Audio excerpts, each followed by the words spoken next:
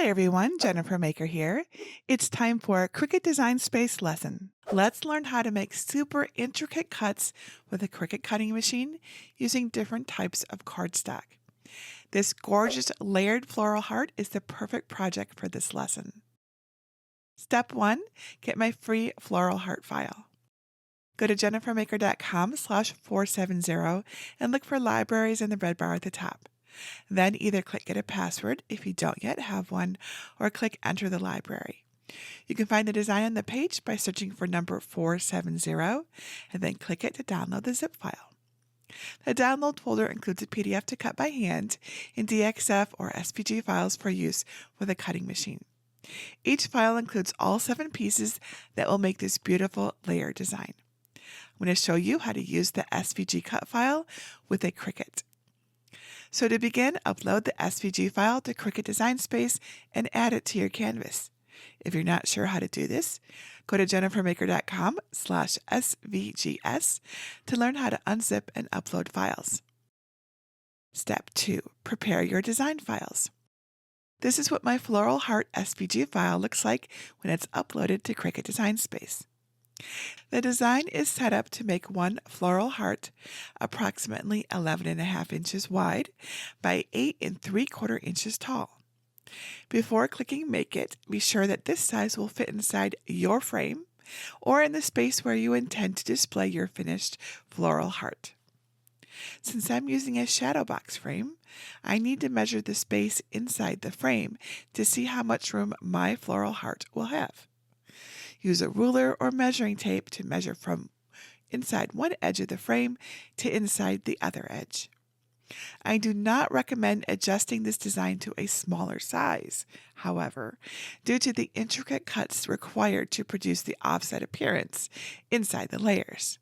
If the design is too big for your chosen frame or a display area, I recommend selecting a different frame or a different piece of art for your project. If you do decide to change the size to make it bigger, be sure to select all the layers and type in a new measurement for the width in the size box at the top of the canvas, while making sure the lock icon is closed to maintain the proportions. Once the floral heart is the right size, it is ready to cut. Step 3, cut the heart layers. Check that the right machine is listed in the top corner and then click Make It. If you're prompted about how you will load your materials, select On Mat and 12x12 and then click the green Confirm button.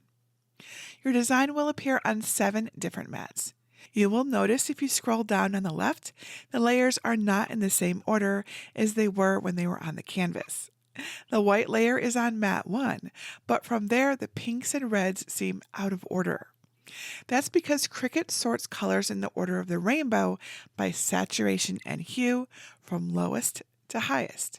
So pay close attention to which color of cardstock goes on which mat when cutting.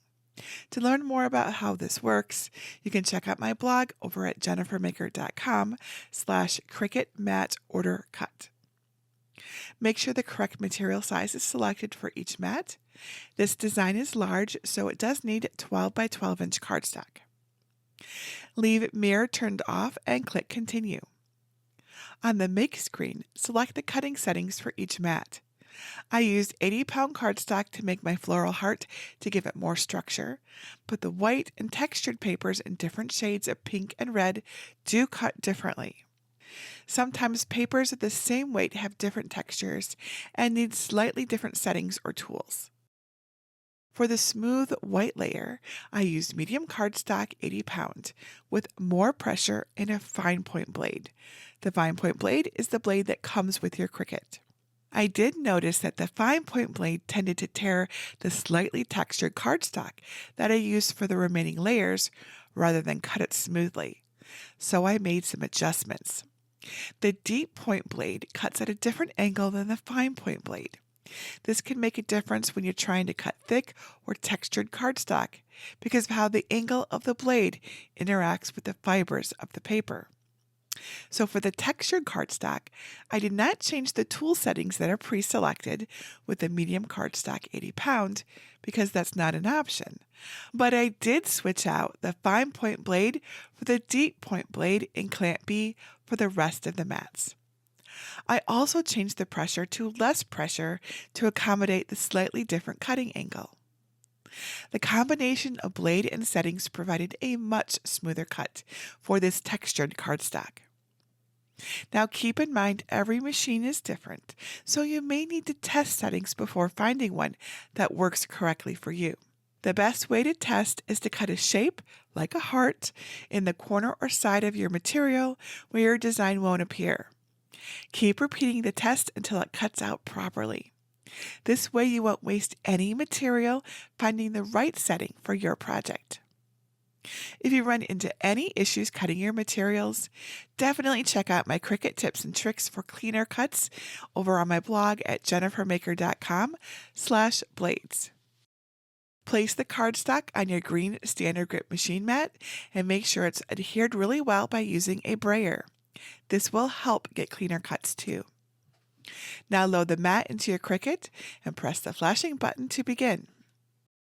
Once the cutting is complete, and before unloading your machine mat, check to see if the cut went all the way through.